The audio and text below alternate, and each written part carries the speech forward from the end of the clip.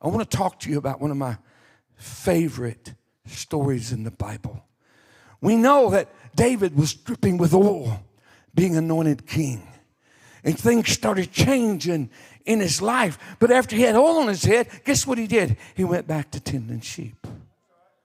He went back to his 9-to-5 job because God had an appointed time.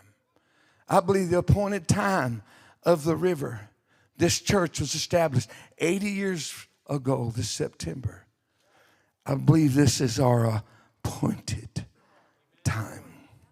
And to understand our appointed time, we know that David finally ended up eating at the king's table. Oh, he was proud. He's glad he made it all the way to the king's table. My next move in my ministry is to sit at the head of this table.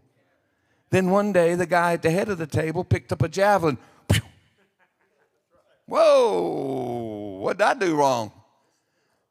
He was just sucking air. That's why the king hated him, because he knew David had a heart that he didn't have. People liked him, and they didn't like him, so jealousy come into old Saul. So 3 times in a row, this javelin comes flying at him on different days. And David said, I need to think about this. I'm going to run.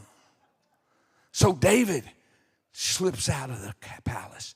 He runs and he meets Jonathan temporarily. And he runs and he runs. And runs smack dab into a priest ministry, a house of God, as it were. And when he got there, watch this. In verse 9 of 1 Samuel 21, so the priest said, the sword of Goliath is here. See, David had left in such a hurry. He was broke. No doubt he was a rich man, but he didn't get to go by the ATM. He had to get out of Dodge. He didn't pet up. All he had was the clothes on his back. He didn't even have lunch. Because for the priest told him anything. He said, you got any bread around here?